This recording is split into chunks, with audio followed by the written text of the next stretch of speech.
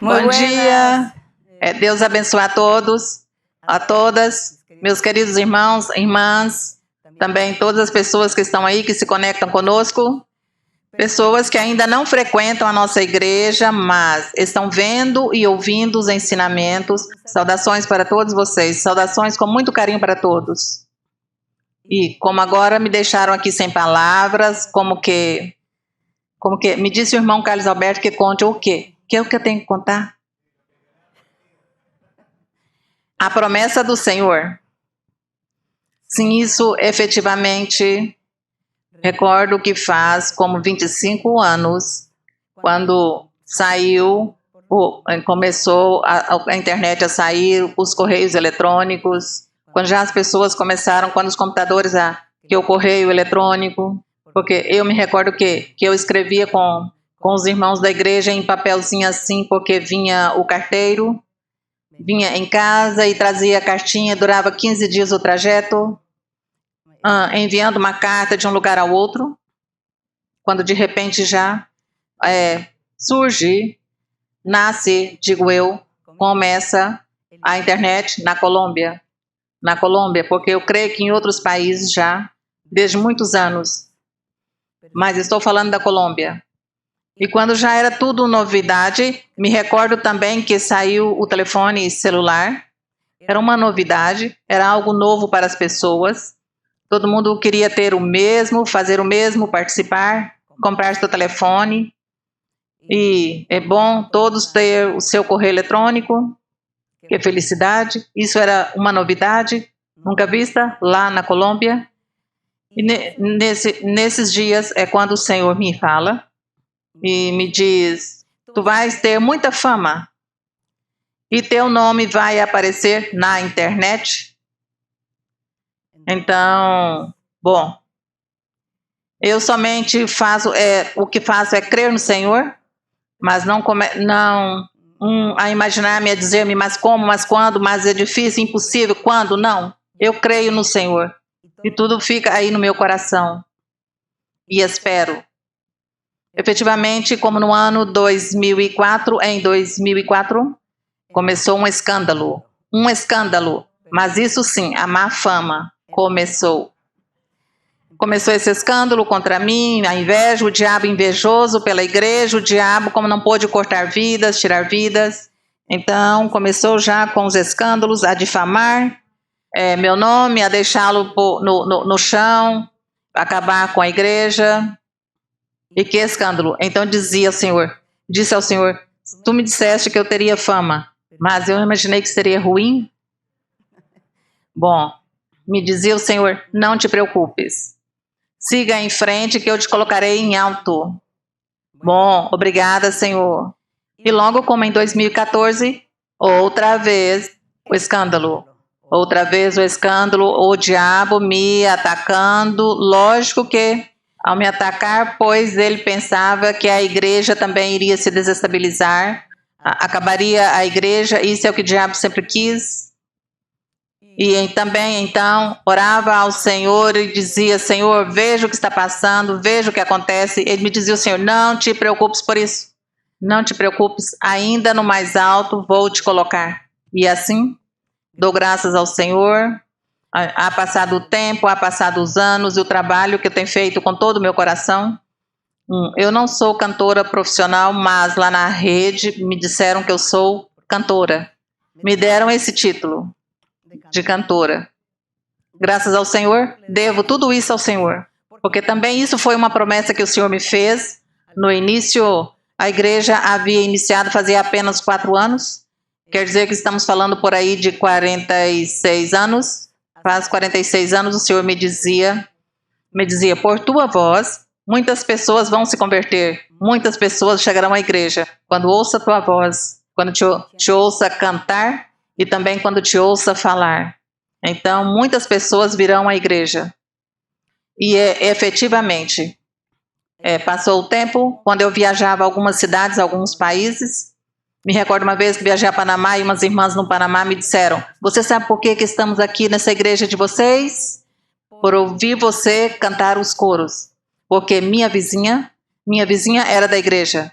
Eu não era de nenhuma igreja. Mas eu escutava que a minha vizinha punha os coros, colocava os coros, e a mim me encantava a sua voz, me encantou sua voz, me encantou os coros, e por isso estou aqui.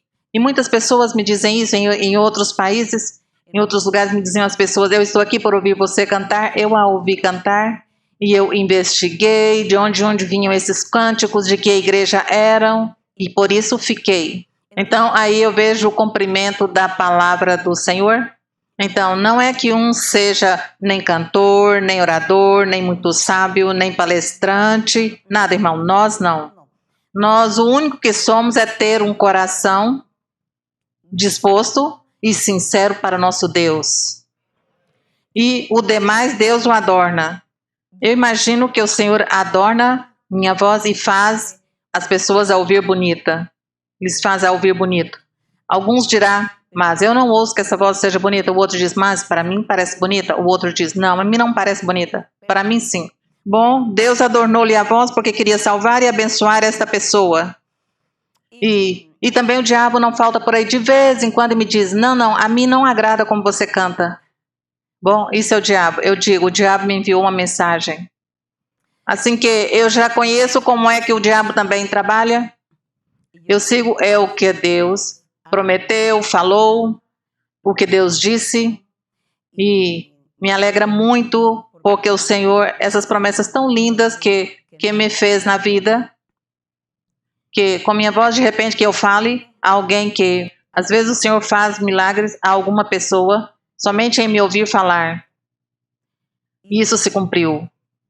Então, digo, Deus é que está fazendo as coisas, cumprindo tudo, porque Ele é poder. Porque Ele é assim, Ele está em toda parte, o nosso Deus. E Ele, quando quer abençoar as pessoas, Ele abençoa. Eu me recordo na Bíblia aqui, quando Deus abençoou Abraão, e disse que o abençoaria, que o enriqueceria, todo mundo se opunha. Abraão teve inimigos, todos se opuseram, queriam matá-lo, queria fazer isso e o outro, para evitar que ele recebesse as bênçãos de Deus, por inveja talvez. Mas o que aconteceu? Que Deus, sua palavra, foi acima de tudo e de todos. Assim é hoje nossa vida espiritual de todos nós, por isso convido vocês para seguir lendo a Bíblia, e agora que a internet está no auge, aproveitemos para evangelizar o mundo, como dizia o irmão Carlos Alberto, evangelizar o mundo. E agora que bonito método, que bonita forma que Deus nos está dando esta ferramenta para evangelizar. Assim que o Senhor nos está colocando tudo isso aqui com essa facilidade para evangelizar. Já ninguém tem nenhuma desculpa, nenhuma justificativa de dizer que eu não sei a Bíblia, que eu ignoro, que ninguém me falou de Deus, que não. Porque já está esses meios. Esses meios estão para que aprendam a doutrina. Já o que falta às pessoas é que Deus lhes fale. Quando Deus lhes falar, vocês mesmos também, ora, busca a Deus, e Deus então se manifestará em sua vida e lhe falará por sonhos, por visões ou por profecia.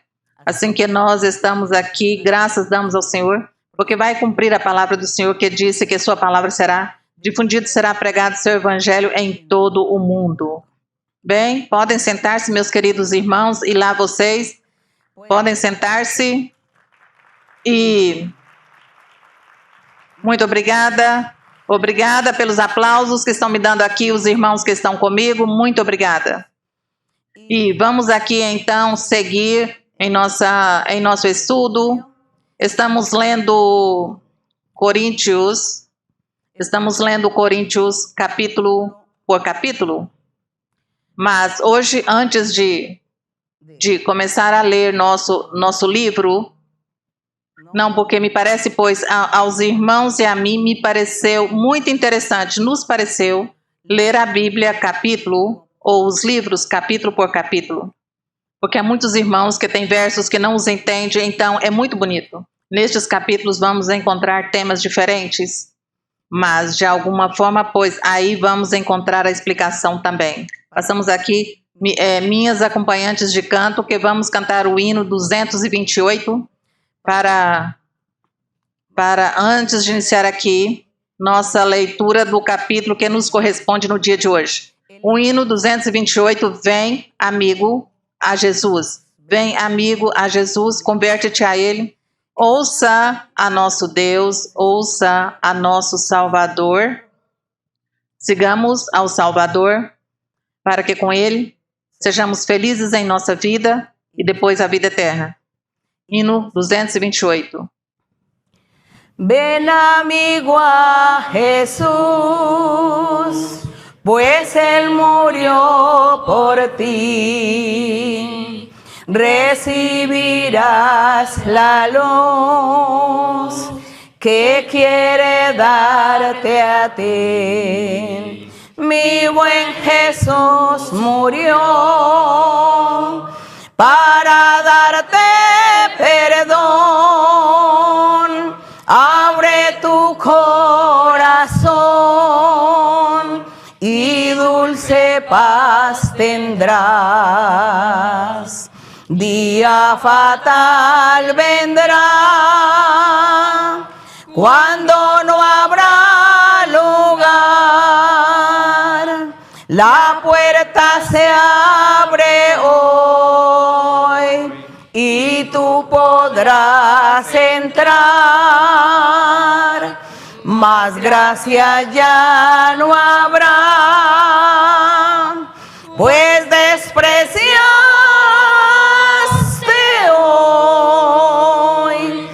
Acepta, pecador,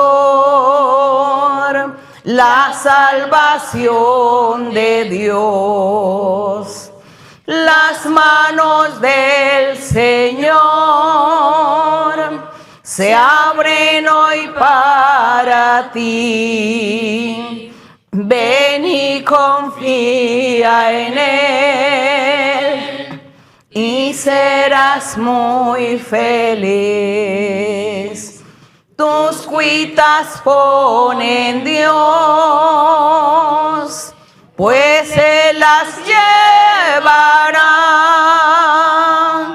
quitará tu pesar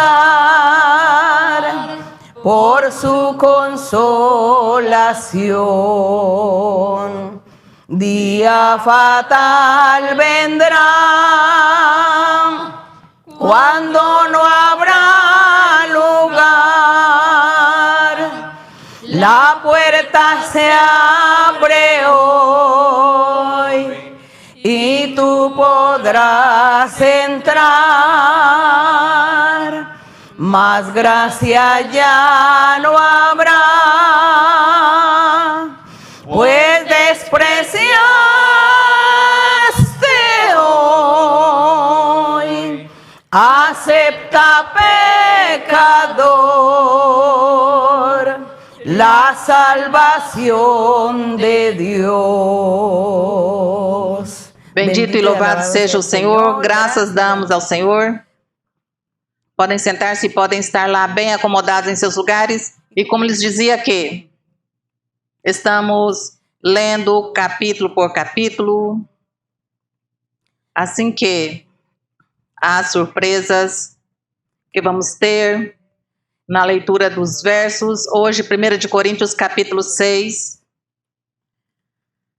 1 de Coríntios capítulo 6, vamos ler do 1 ao 20. Mas, de repente, aqui, vamos estar aqui lendo alguma referência bíblica para que nos fique melhor, com maior compreensão da leitura, o estudo, a análise do Senhor. O mais importante é aprender e obedecer, agradar a Deus e fazer as coisas bem para agradar ao Senhor. E eu lhes recomendo, lhes aconselho, que quando estamos ouvindo o ensinamento, não faça anotações, não escreva. Porque se você escreve, se desconcentra, perde o sentido profundo espiritual do ensinamento. Então, é melhor que você se limita a ouvir, a reter, a entender, compreender. E, como os ensinamentos ficam na internet, ficam ali, depois vocês voltam e se querem já fazer anotações, então volta a ver o ensinamento e aí sim faz suas anotações. Mas quando nós estamos aqui, quando eu estou ensinando, sim, lhes aconselho que não faça anotações, senão que ouça. Ouça. Que disse que a fé vem por ouvir. E se você está distraído, ouvindo, mas escrevendo, você não vai reter, não vai entender bem, não vai compreender, não vai ter como essa mesma essência espiritual, como que não vai receber ao Senhor da mesma forma. Assim que eu lhes aconselho que é melhor, abstenha-se de fazer anotações. E melhor depois vocês voltam e escutam, repito, e já então façam suas anotações para estudar. Isto é algo que eu, pelo menos, eu sempre o pratiquei na universidade, eu nunca fazia anotações. Eu ficava era olhando os olhos do professor ou da professora, do que estava ensinando, e ia, retendo o que ia ensinando, pronto, e aprendia. E depois, então, já ia, pegava os livros, lia e buscava já começava a fazer anotações para escrever para fazer provas. Mas eu sempre era ouvidora. Eu aprendia mais. Aprendia mais. Sendo ouvidora, aprendia mais que os outros que começavam todos aí a escrever. É isso. Tudo que você escreve, depois o esquece, o deixa por aí abandonado e não revisa. E se o revisa, já não entende do que se trata. Bom, é isso. São conselhos que não servem para a nossa vida espiritual. 1 Coríntios 6, aqui diz o apóstolo Paulo, aqui ensinando, não esqueçamos que ele estava ensinando a igreja de Corinto, em sua carta que eles envia, de toda a problemática que estava acontecendo naquele tempo na igreja. Ele era sabedor de tudo e ele, por carta, recomendava às pessoas, aos crentes, que vivessem a vida reta, que vivessem a vida santa diante de Deus. E diz: atreve-se alguns de vós, tendo assunto contra o outro, a ir a juízo diante dos incrédulos e não diante dos santos? Parece que nesse tempo havia problemas ou litígios entre os irmãos ou crentes da igreja. Tinha esses litígios e eles não ia aos anciões da igreja, que nesse tempo existia os anciões, as pessoas que haviam se convertido ao Senhor e realmente eram de testemunho, sabiam muito, eram pessoas preparadas também. E os irmãos tinham de repente pleitos, litígios por alguma razão. Diz que iam diante das pessoas, diante dos juízes do mundo, em vez de ir à congregação com os pastores, com os diáconos, os bispos ou os anciões, para levar o caso, para ver se eles poderiam dar solução a estes problemas com os irmãos, com os crentes. Nós, hoje em dia, para evitar isso, sempre ensinamos aos crentes que não comece a fazer negócios de empréstimos de dinheiro entre crentes, que você não comece a emprestar dinheiro, porque o mais certo é que não vão lhe pagar esse dinheiro não lhe vão devolver. Então, se perde esses crentes, se perde o que emprestou o dinheiro, se vai da igreja porque não o pagou. E o que recebeu o dinheiro emprestado, pois também pode ir-se da igreja porque não quer que lhe veja a cara. E assim isso acontece. Então, você ensinou aos pastores que ensinem suas congregações que os irmãos não comecem a fazer empréstimos de dinheiro. Empresta-me tanto dinheiro e eu lhe pago não sei quando, e isso nunca vai acontecer. Agora, se você, um crente, tem muito dinheiro e vem um irmão ou uma irmã e lhe diz, empresta-me um dinheiro, porque necessito, estou muito necessitado. Então, esse irmão que tem muito dinheiro diz, bom, eu vou lhe emprestar o dinheiro, mas se me devolve, bem. Se não me devolve, não tem problema, eu o dou de presente, porque vejo que é uma pessoa necessitada, é uma pessoa que busca a Deus, então sim, eu vou lhe dar o dinheiro e lhe digo que sim, que eu o empresto. Se alguém tem esse pensamento, então não haverá nenhum problema, porque a outra pessoa nunca vai lhe devolver o dinheiro e você não terá nenhum problema sigam em frente na vida espiritual.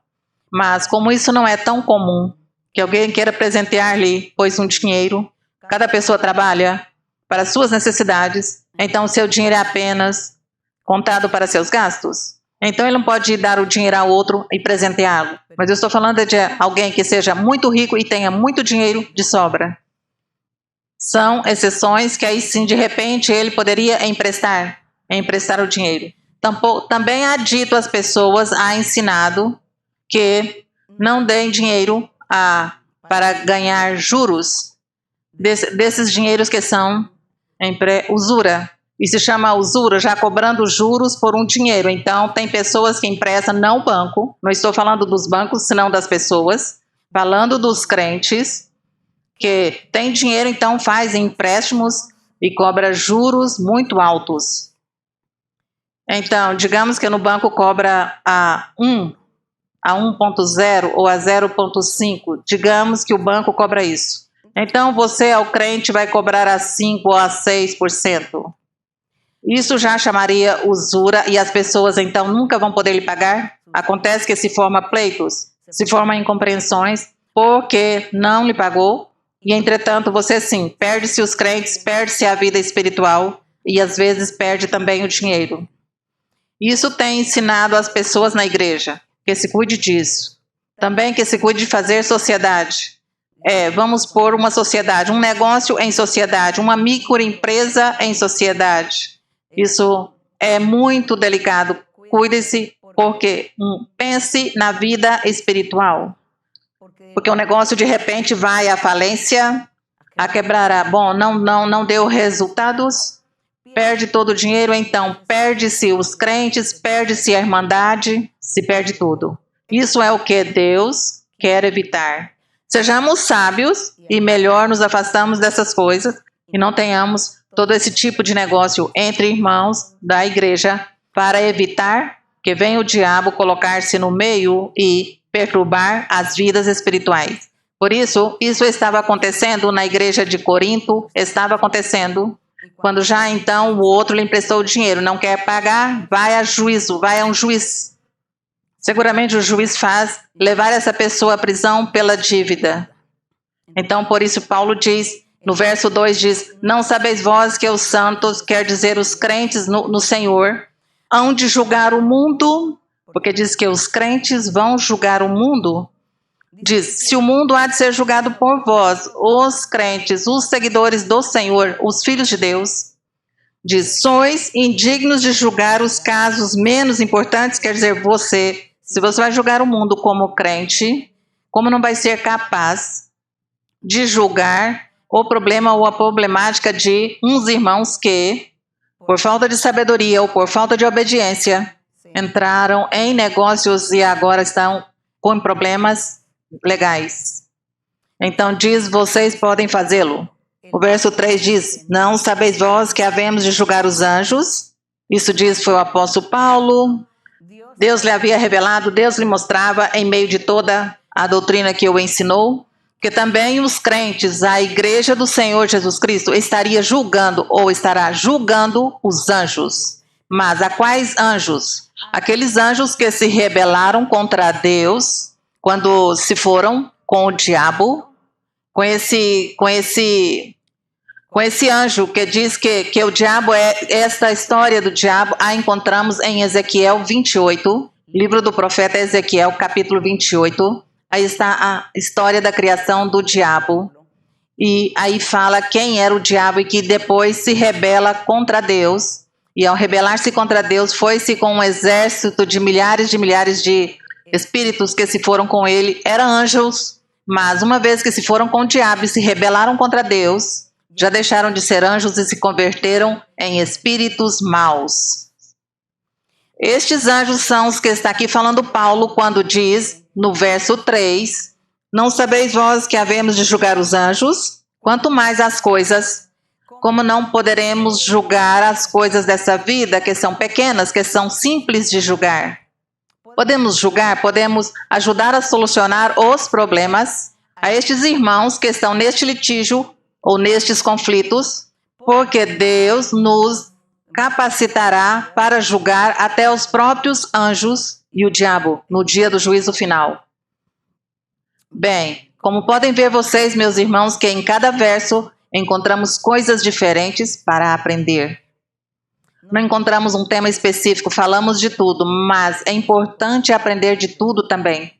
No verso 4 diz, o apóstolo lhes diz: se tendes, pois, juízo sobre as coisas dessa vida, pondes para julgar os que são de menor estima na igreja. Ele está dizendo que como era possível que eles fossem a um juiz que não conhece Deus, que não tem de Deus, não conhece nada da doutrina do Senhor, e colocá-lo para que fosse o que vai julgar a esses crentes, a estes irmãos da igreja. Que vergonha é o que Paulo está dizendo aqui. Que vergonha que essas coisas têm que acontecer dentro da igreja. No verso 5, para vos envergonhar o digo, não há entre vós sábios, nem mesmo um que possa julgar entre seus irmãos. Bom, então já o apóstolo dizia que era impossível que entre todos os crentes não houvesse alguém que pudesse fazer o trabalho de juiz. Diz o 6, senão que o irmão pleiteie juízo com o irmão. E isso, diante dos incrédulos, isso é vergonhoso. Vergonhoso que entre irmãos, crentes da igreja, tenha esse tipo de problemas. E que isso foi o que o diabo verdadeiramente fez quando, na época dos escândalos, quando o diabo veio contra mim, usando a pessoas que iam à igreja, falando por lá na mídia toda, falando mentiras, inventando tudo o que quiseram e fizeram com que a igreja ficasse envergonhada e que eu fosse envergonhada, porque o que vai dizer o mundo? O que foi que disse o mundo? Disse, como assim? Essas pessoas dessa igreja fazendo essas coisas? Como assim que essa senhora que está pregando e fazendo essas coisas? Que vergonha! Então, todos ficamos aí envergonhados. Senhor, mas aqui o que o diabo fez foi nos envergonhar. Como nós ficamos? Ah, mas o Senhor disse, não, porque eu também vou pôr minhas mãos aqui para que tudo fique limpo e as coisas não são como o diabo quer. Isso faz o diabo.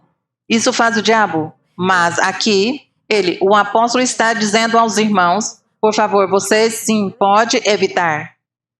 Que tenha esses pleitos, essas desavenças entre vocês, essas injustiças aparentes entre vocês, que um pagou, que o outro não pagou, que um traspassou o limite da sua propriedade, que o outro foi e tirou a água que lhe pertence, porque essa água pertence a esse terreno e você foi e levou as suas ovelhas a beber. Bom, eu suponho que neste tempo os problemas eram de campo, de animais, pecuária, agricultura, porque, pois nesse tempo não havia tanta indústria.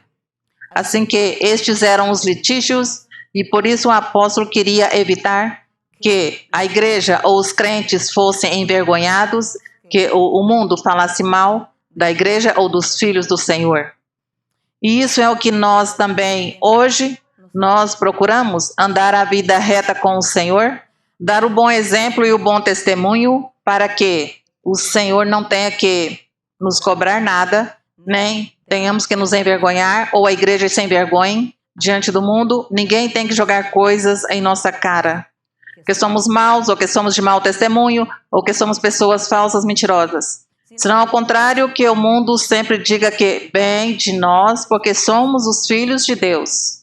Nisso é que devemos lutar. Assim que o apóstolo se esforçava por essas coisas que aparentemente eram pequenas, eram pequenezes, mas ele sabia que tudo isso prejudicaria as vidas espirituais, faria que muitas pessoas voltassem atrás.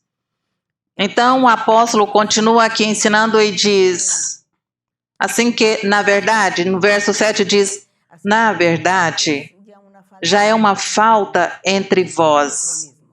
Porque não sofreis, diz, não suportais, ou não sofreis, ou não tolerais este agravo, tolere-o, tenha paciência.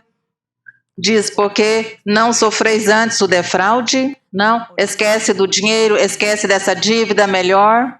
Não tenha pleitos com seu irmão, melhor esquece. da dívida, deixe assim as coisas, mas já sabe que nunca mais volta a lhe emprestar dinheiro. Não, lhe emprestou uma vez, nada mais. E esquece, não deixe de cumprimentá-lo, não deixe de falar com ele, não, lhe ouvir, não. Perdoa-o, porque a pessoa realmente não pôde lhe pagar o dinheiro. Então, deixe isso nas mãos de Deus. Isso era o que o apóstolo dizia. Por que não sofreis um agravo? Por que não sofreis antes o defraude? Sim, suporte-o, tolere-o, tenha paciência. No verso 8, mas vós mesmos cometeis um agravo e defraudais, e isso aos irmãos da igreja. Não sabeis vós que os injustos não herdarão o reino de Deus? Então Paulo lhes diz, vocês não sabem que os injustos não herdarão o reino de Deus? Diz, bom, aqui já começa o apóstolo a enumerar sobre todos aqueles que tinham pecado, tinham cometido todo esse tipo de pecados. Veja que o apóstolo começa a enumerar todos os pecados do ensinamento que estava dizendo entre vocês há muitos pleitos, litígios e vão aos juízes do mundo. E se você lhe perdoa a dívida e o outro lhe perdoa essa falta, tem paciência. Deus é o que paga, Deus é o que cobra, Ele é o que justifica, deixa isso nas mãos de Deus. Lembra que todos os que fazem o mal, pois não herdarão o reino de Deus, não herdarão a vida eterna. Lhes dizia Paulo, lembre os que fazem o mal.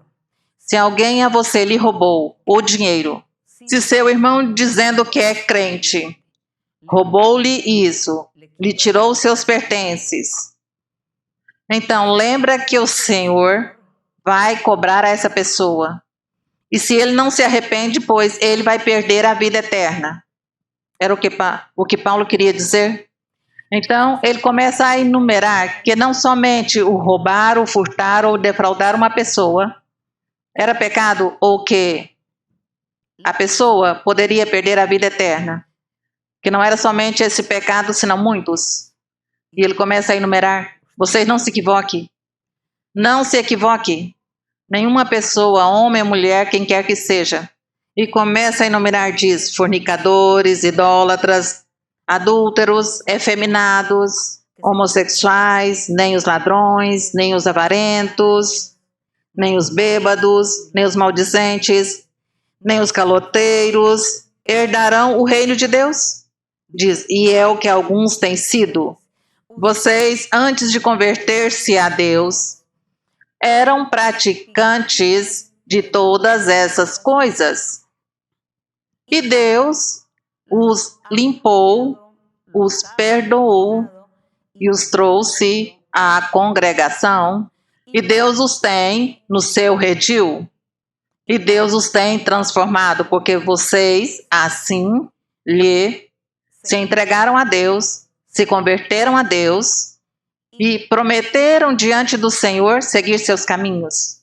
Então, Deus começou a lhes tirar todas essas coisas. E diz no 11, e é o que alguns têm sido.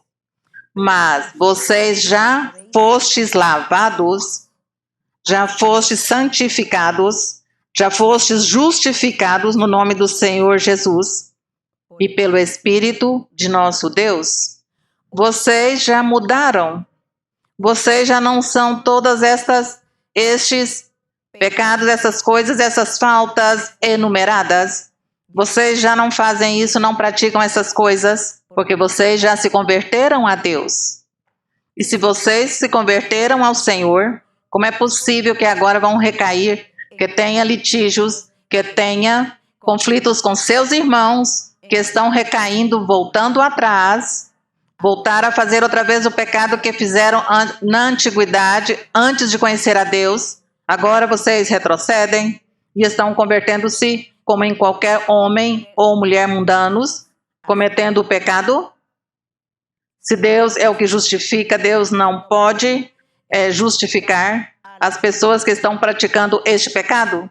Você o estava praticando, mas Deus que fez? Tirou-lhes isto porque vocês disseram, Senhor, me comprometo a seguir-te, me comprometo a crer em ti, fazer sua vontade. Creio em ti, Senhor. E o Senhor imediatamente começou a mudá-lo e a tirar-lhe todos esses pecados. Assim que já não tem justificativa, já não tem por que existir problemas na congregação. Já não deve ter esse tipo de conflitos na congregação. Porque Deus é o que muda, diz. Deus é o que santifica, é o que limpa, o que perdoa os pecados. Isso sucedeu e aconteceu. Isso acontece na congregação, que Deus já não permite que ninguém esteja cometendo nenhum tipo desses pecados. Mas então, as pessoas novas, recentes, que chegam à igreja, que chegam cometendo esses pecados, não? Eles chegam, mas você não se preocupe que talvez você não pode mudar, porque isso é impossível. Diz que nossa carne é tão forte, que nos domina, e que não podemos mudar sozinhos, porque isso aconteceu a todos os seguidores da lei de Moisés. Eles não puderam mudar. Eles tinham a lei e as proibições e as regras, e eles não podiam mudar. Eles sabiam que era mal, que era pecado fazer isso, e o fazia, porque não eram capazes, sua carne os dominava.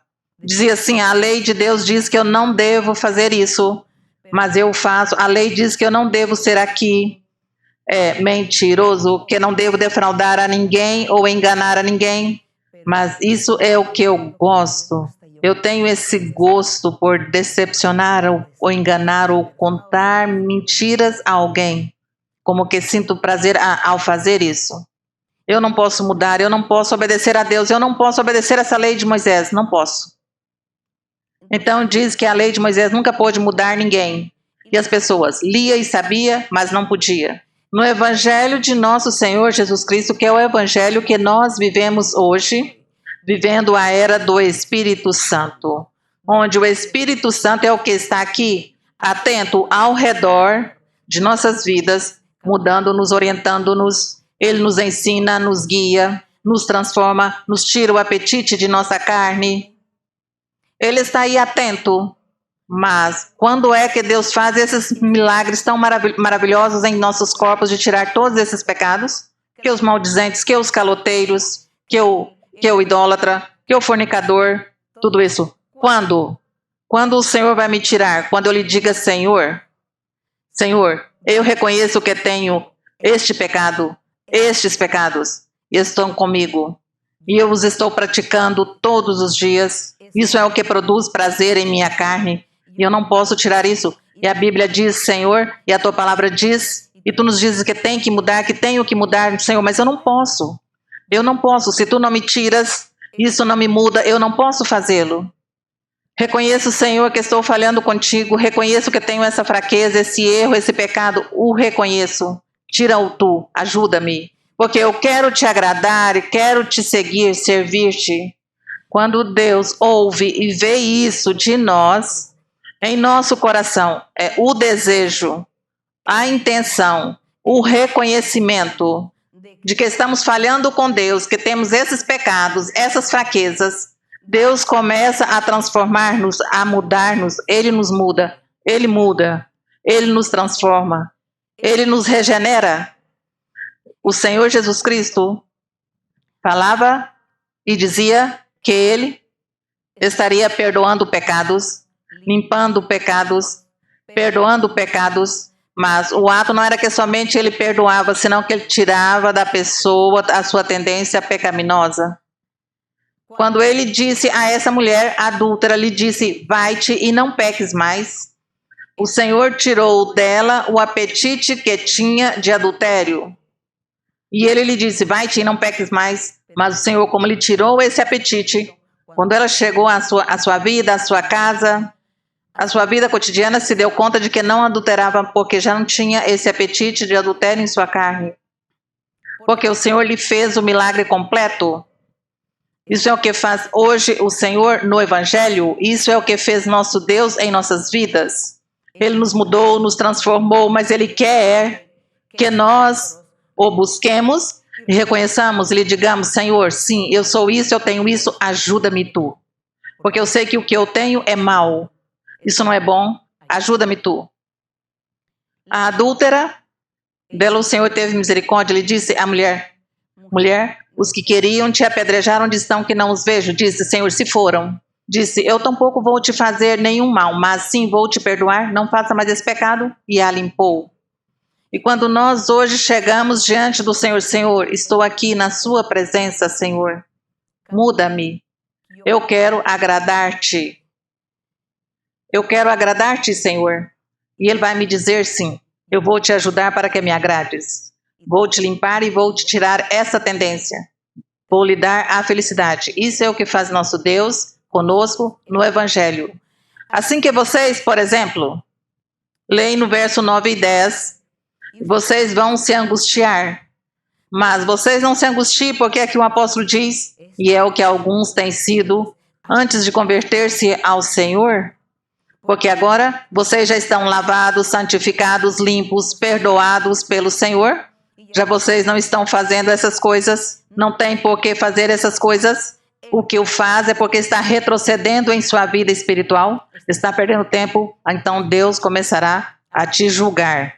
Assim que cuide-se de cair nas mãos do Senhor. Não. É melhor ter nosso Deus cheio de amor e de misericórdia, e não o Senhor que tem ira e raiva contra nós. Este é o ensinamento. O Senhor muda, Deus transforma. Você que gosta de embebedar-se tanto, ou consumir drogas, não se preocupe que você sozinho não pode tirar-te isso. Mas se você começa a crer no Senhor, a crer, diga: eu quero crer nesse Deus, ou nesse Senhor, que essa senhora Maria Luísa prega. Quero crer nesse Deus para que me transforme, que me muda, que me tira isso. Seguro que Deus vai mudar você, vai libertá-lo. Porque estamos pregando ao Deus verdadeiro, ao Deus real, ao Deus que fala, que transforma as vidas. Tira a tendência pecaminosa da carne, do corpo da pessoa. Esse Deus estamos pregando. No verso número 12, então, já o apóstolo diz que a Deus, como crentes no Senhor, como igreja, tinha que servir a Deus e fazer as coisas bem. Diz: todas as coisas me são lícitas, eu tudo posso fazer, diz. Tudo posso fazer, mas nem todas são proveitosas. Todas as coisas me são lícitas, mas não me deixarei dominar por nenhuma, porque se tem algo no qual eu tenho que ofender a Deus ou perder minha vida eterna, então não vou me deixar dominar. Irmãos e irmãs, crentes e pessoas que me ouvem, diz que nós temos domínio sobre nosso pecado, nossa fraqueza. Temos domínio aqui quando disse o fornicador, diz: eu tenho domínio em não fornicar. Vou dizer: não vou cometer essa fornicação, não vou fazer, porque tenho que agradar a Deus. Adúltero diz: eu não vou cometer esse adultério. Eu tenho que agradar a Deus e não vou cair. Quando eu digo isso, Deus me ajuda e me diz: sim, eu vou te ajudar e vou te fortalecer. Quando eu diga: eu não quero ser maldizente, eu não quero ser uma caloteira, não, porque eu quero herdar o reino de Deus, Deus começa a me mudar e me ajuda, porque eu tenho que dominar minha carne. Tenho que dominar minha carne. Dizer não à minha carne. Então, por isso diz que não tem que deixar-se dominar de nenhuma daquelas coisas que não convém. Não se deixa dominar. Diz no verso 13, os alimentos são para o ventre, quer dizer a comida, ou os alimentos para o ventre, e estes para os alimentos. Mas tanto um como o outro Deus os inutilizará, quer dizer nosso corpo físico, será destruído nosso corpo físico. Porém, o corpo não é para fornicação, diz, o corpo não é para fornicação, ou adultério, pois que é. O adultério, pois, está de mãos dadas com a fornicação. A fornicação é o mesmo ato íntimo. O adultério já é quando você tem compromisso com alguém. Está comprometido, tem seu par. E você está com outro, outra.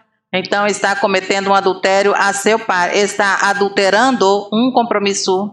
Adulterando um ato que deveria ser para você e seu par unicamente. Então você adultera isso. Assim como se adultera o leite, se colocamos um pouco de água, já não é mais leite, é água, leite. Então, isso é um adultério, então por isso chama fornicação, porque a mesma palavra fornicação significa o ato do íntimo, porque não posso falar claramente por causa das crianças.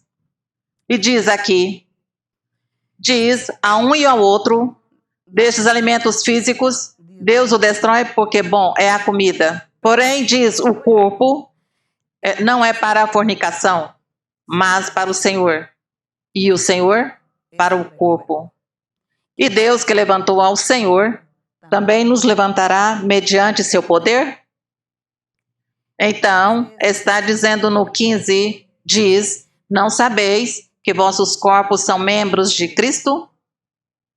Tomarei, pois, os membros de Cristo e os farei membros de uma prostituta, uma rameira? De modo algum. Não somente rameira, prostituta, não? Tem diferentes casos, não? De cometer fornicações ou adultérios?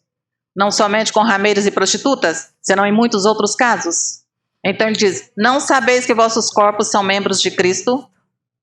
Tomarei, pois, os membros de Cristo e os farei membros de uma prostituta? Membros de... não? Cometer a fornicação? Então disse, cuida-se dessa fornicação. Porque o que é seu corpo? Diz no 16, não sabeis que o corpo se une com uma prostituta. Diz, se você se une com uma prostituta ou com uma, bom, rameira ou outros casos, bom, nós já sabemos tantas coisas que existe hoje de união.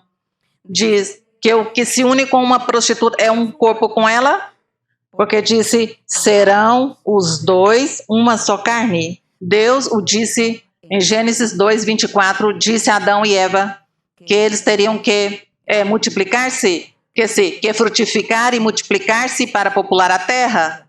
Os dois, diz, os dois serão uma só carne. Falando dessa parte íntima, isso é o que significa que os dois serão uma só carne.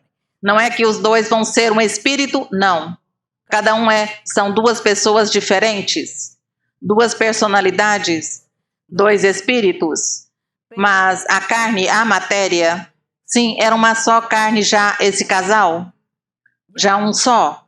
Então, o Senhor diz que ele, seu Espírito, a presença de Deus, o Espírito do Senhor, conosco, quando ele disse que ele estaria conosco dentro de nós, diz que o Senhor está aí conosco, claro que ele precisa que este corpo seja seu templo, seja um templo para Deus.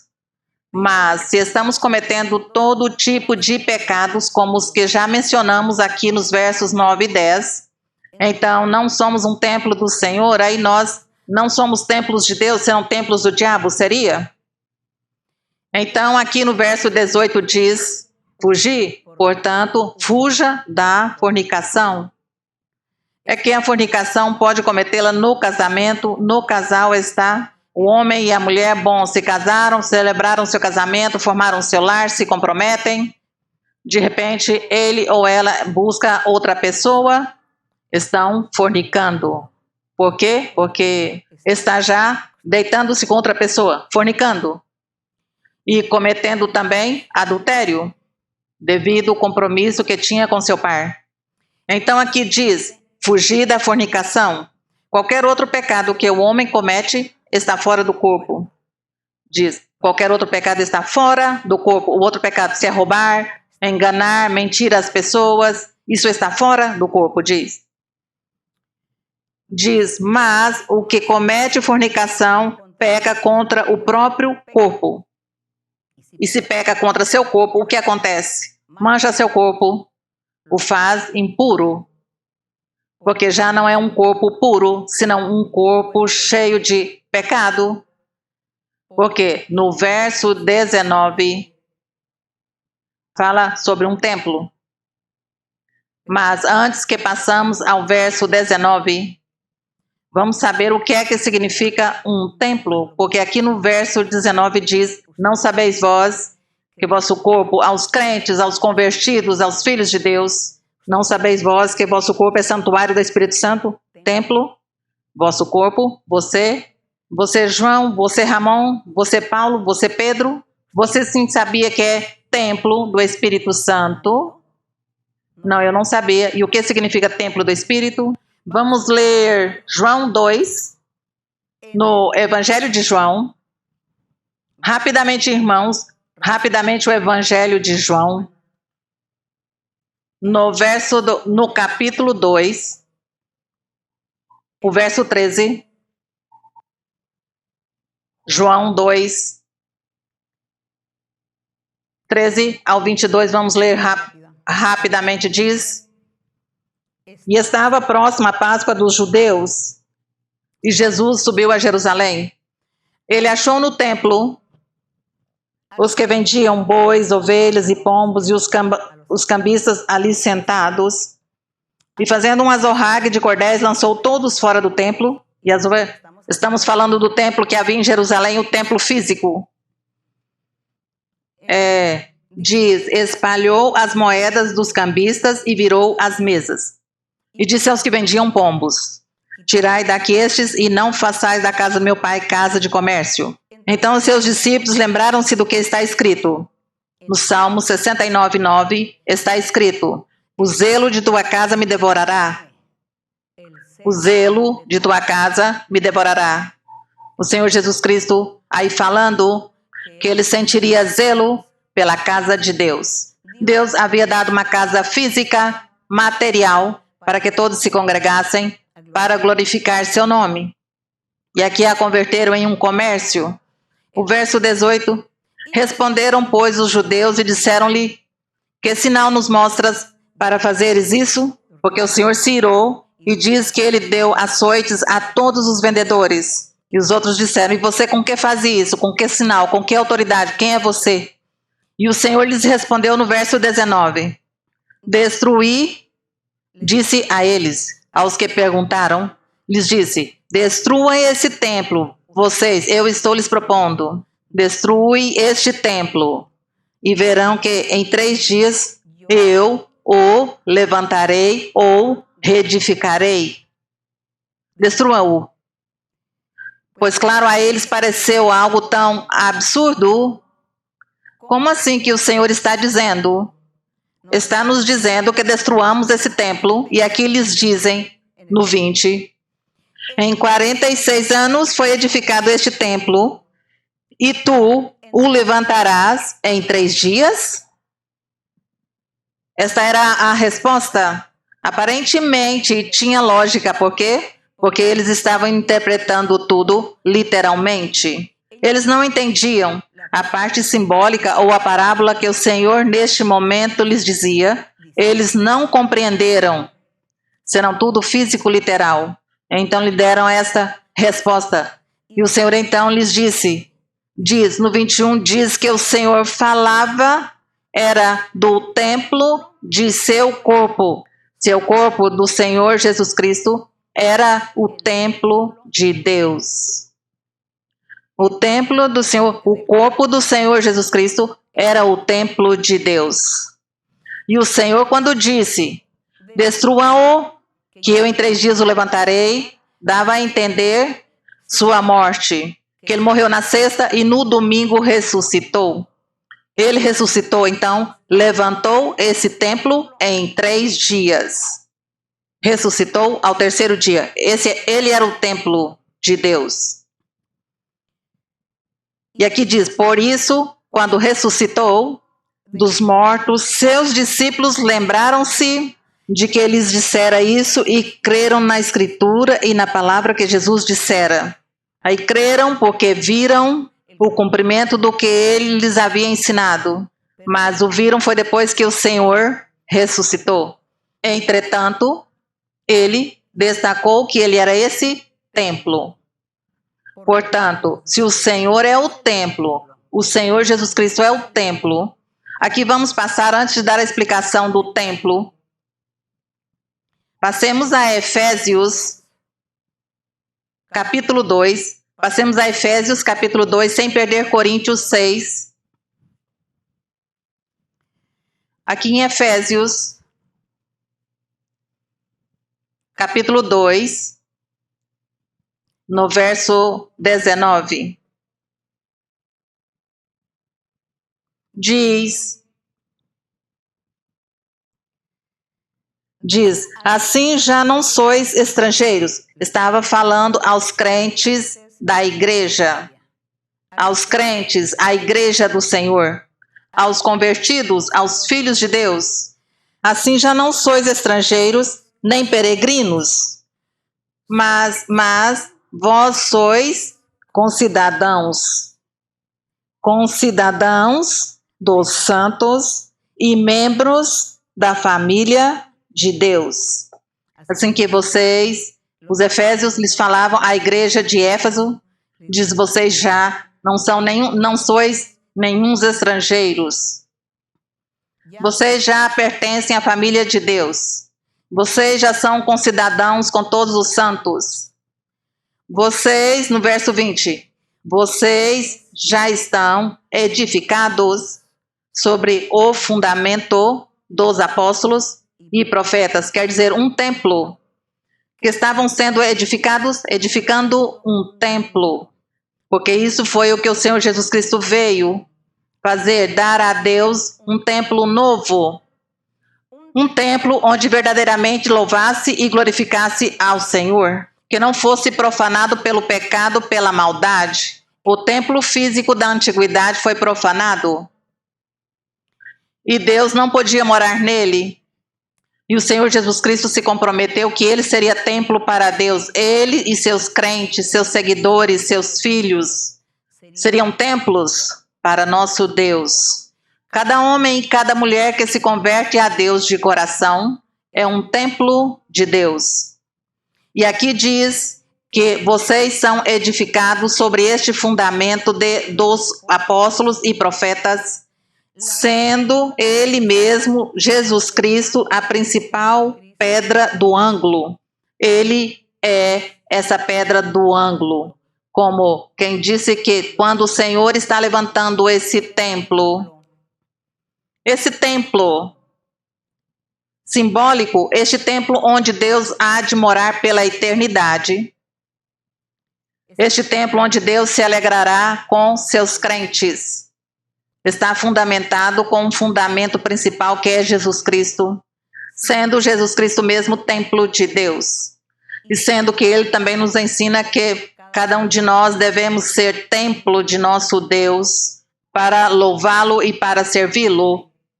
Então, como deve ser nossa vida? Como deve ser nossa vida? Como tenho que viver para ser templo do Senhor? No verso 21 diz, em quem todo o edifício, diz, bem ajustado, vai crescendo para ser um santuário sagrado no Senhor. Diz que é um edifício que o Senhor está construindo e ele está edificando e reedificando e reedificando e está colocando pisos e mais pisos e mais pisos a esse edifício, a essa torre, até que chegue um dia a presença de Deus de tanto crescimento que terá essa torre, esse edifício.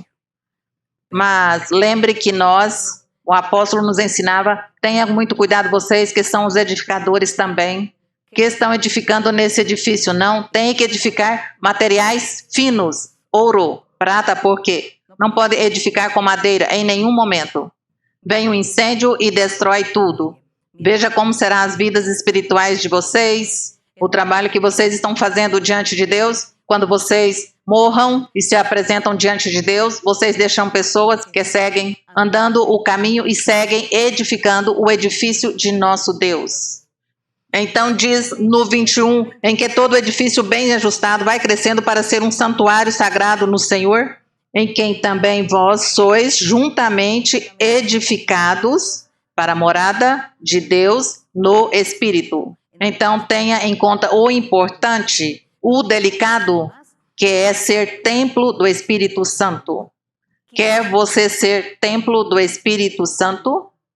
Então você tem que abster-se de todos esses pecados que narra, por exemplo, aqui no verso 9 e no verso 10 de 1 de Coríntios 6 e também lá em Romanos capítulo 2 encontramos uma lista de pecados e em Gálatas também. Tomara que vocês dediquem um tempo para os escrever e fazer uma lista de todos os pecados, que diz que temos que abandonar, que deixar, mas como não podemos mesmo sozinhos mudar, então Deus nos ajuda quando reconhecemos que temos essa fraqueza, que estamos praticando este pecado, que o estamos vivendo. Eu peço, Senhor, ajuda-me, eu quero agradar-te, eu quero mudar, então Ele vai me ajudar a mudar.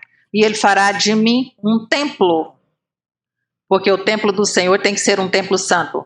Então, por aqui em Efésios, quando diz, todo edifício bem ajustado vai crescendo para ser um santuário sagrado no Senhor, em quem também vós sois juntamente edificados para a morada de Deus no Espírito. Glória ao Senhor. E passamos a Coríntios, aqui no verso em que estamos, quando diz o apóstolo, volto a ler o verso 18, quando o apóstolo diz, fugir da fornicação. Qualquer outro pecado que o homem comete está fora do corpo, mas o que comete fornicação peca contra o próprio corpo, dando a entender que cada um tem seu par exclusivamente. Não pode estar andando com um e outro, com uma e outra. Não pode haver essa promiscuidade, não pode haver essas coisas, porque você está corrompendo, está profanando o seu corpo, o seu templo, que deve ser templo do Senhor. Se você quer que Deus vive em seu coração, que Deus mora com você, então você tem que procura agradar a Deus, peça a Deus que lhe ajude, reconheça suas fraquezas, reconheça todo o mal que faz, o que é, e diga a Deus, e Deus vai te mudar. Deus é misericordioso, Ele é que muda, Ele é o que transforma, Ele é o que dá vida nova. Ele é que faz com que sejamos um homem novo, mulher nova diante do Senhor. Nascemos de novo. Por isso o Senhor dizia a Nicodemos, é necessário nascer de novo para entrar no reino dos céus. Nicodemos dizia, tenho que entrar no ventre da minha mãe e nascer de novo? Não. Creia em minha palavra no Evangelho, confia em mim, reconheça suas faltas, converta-te de coração, anela e deseja fazer minha vontade, e eu vou te limpar, tirarei tudo, te transformarei e serás um homem novo, nascerá de novo. Isso foi o que aconteceu. O verso 19 diz, não sabeis vós que vosso corpo é santuário do Espírito Santo, o qual está em vós? É nosso corpo, santuário do Espírito Santo, o qual tendes da parte de Deus, e que não sois vosso, porque fostes comprados por preço. Glorificai, pois, a Deus em vosso corpo e em vosso espírito, os quais são de Deus. Então veja que não é somente buscar e glorificar a Deus em nosso espírito, senão que com nosso corpo também há que glorificar a Deus. Tem que viver a vida santa e reta. Então, não é pecado um homem e uma mulher que se unem em casamento e formam um lar, o que eles façam. Não, isso não é mal, isso não é pecado. É pecado o quê? Fazem fora, cada um por si. Isso, aí vem o adultério e a fornicação, e aí vem o corpo a ser profanado. E não somente isso, de um casal, de um casamento, um homem e uma mulher, senão de muitos outros aspectos da vida que vocês já sabem, conhecem, do que se ouve no mundo. Tudo isso é profanar um corpo. E se nós aspiramos a ser o templo do Senhor, o templo do Espírito Santo, tem que viver em santidade. Temos que nos apartar, mas como eu não posso mudar, eu digo ao Senhor que me ajude, porque eu não posso mudar. Ajuda-me, Senhor, porque eu quero agradar-te, quero fazer sua vontade, quero ser feliz. Eu quero ser feliz, Senhor. Então Ele me mudará. Ele me transformará e me fará e me dará a felicidade, porque Ele quer que todos nós sejamos felizes. Bendito é o Senhor. Essa é a promessa, meu Deus. Essa é a promessa do Senhor. E assim, dessa maneira, vamos dar graças a nosso Deus. Graças ao Senhor. Pelo ensinamento, e que Deus tenha misericórdia de todos nós. Que permita o Senhor que todos sejamos templo do Espírito Santo. Que sejamos seu templo. Bendito Deus, Pai Santo, Pai de nosso Senhor Jesus Cristo. Eterno Deus, Criador dos céus e da terra, nosso Deus poderoso, nosso Deus grande e maravilhoso, justo, reto, misericordioso é, Senhor. Limpos são teus caminhos, Senhor. Reta é a tua palavra. Justo é, meu Senhor, conosco. Grandioso, meu bom Deus. Obrigada, Senhor, porque estamos conhecendo os seus caminhos. Obrigada porque estamos vendo suas maravilhas. Estamos vendo, Senhor, que tu existes, que tu és uma realidade, és a verdade. Existes, Deus. E esperamos também, Senhor, que tenhas misericórdia de todos nós e que nos ajudes a mudar. Ajuda, Senhor, para que sejamos regenerados, para que sejamos limpos, para que nossos pecados sejam lavados, para que nós sejamos purificados, para que tu possas vir, Senhor, a morar conosco e que nos dê a felicidade, porque tu dás a felicidade, Senhor. Tu és o único que dá a felicidade. Pai Santo, obrigada, Senhor, por tuas promessas que nos fez na vida e que tudo vem se cumprindo com o transcorrer do tempo. Obrigada, eterno Deus, porque tudo isso, Senhor, é dando-nos tu um sinal ou uma prova de tua existência, ainda que nós não duvidamos de ti, Senhor. Nós não duvidamos de ti, mas há muitas pessoas que zombam, nos tratam como loucos, nos tratam como tolos. Mas nós sabemos que não é assim, que tu sim existes, que tu és esse Deus poderoso. Que tu terás misericórdia de todos nós que sofremos, de todos aqueles, Senhor, que podemos estar atados, acorrentados ou prisioneiros pelo inimigo, pelas maldições do diabo.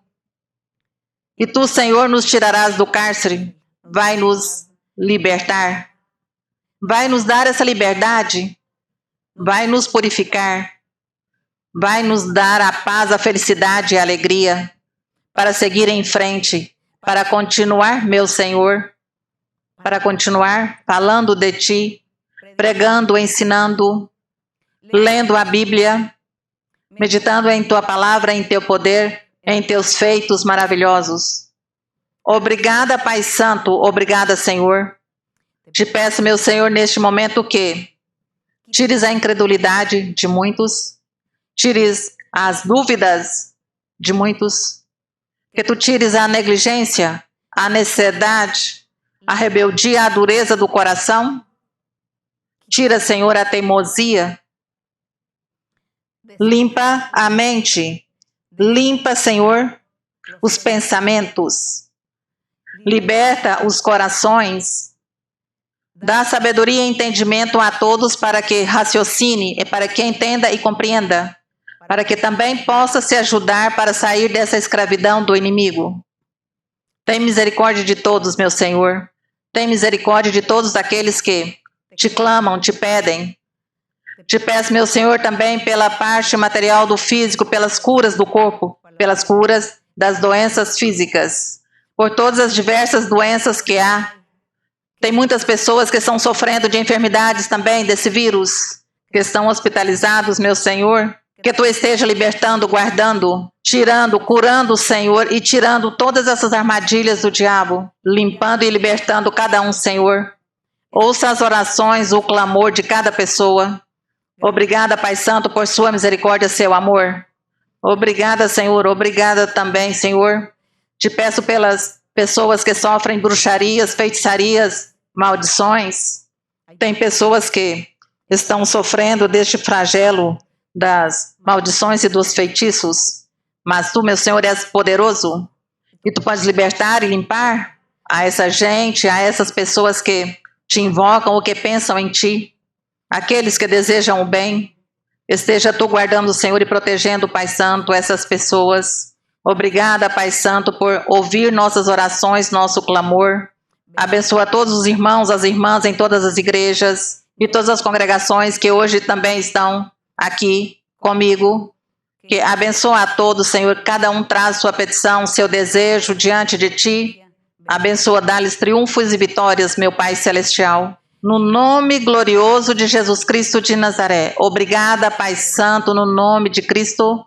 A honra e a glória seja para nosso Deus, desde agora e para sempre. Amém. Bendito é o Senhor. Vamos cantar ao Senhor o coro 12 que diz: o gozo do Senhor. El gozo del Señor mi fortaleza es, el gozo del Señor mi fortaleza es, el gozo del Señor mi fortaleza es, y su gozo sin medida Él me da. Si tienes ese gozo puedes tú cantar, si tienes ese gozo puedes tú danzar, si tienes ese gozo puedes tú gritar, y su gozo sin medida Él te da. El gozo del Señor mi fortaleza es, el gozo del Señor mi fortaleza es, el gozo del Señor mi fortaleza es, y su gozo sin medida Él me da. Si tienes ese gozo puedes tú cantar, si tienes ese gozo puedes tú danzar, si tienes ese gozo puedes tú gritar, y su gozo sin medida Él te da. Bendito e louvado o nome do nosso Deus. Muito obrigada, irmãos e irmãs e todas as pessoas que estiveram conosco no dia de hoje. Que meu Deus os abençoe grandemente. Muitos abraços para todos vocês. Beijos para as crianças também. Que Deus os abençoe. Até breve. Obrigada.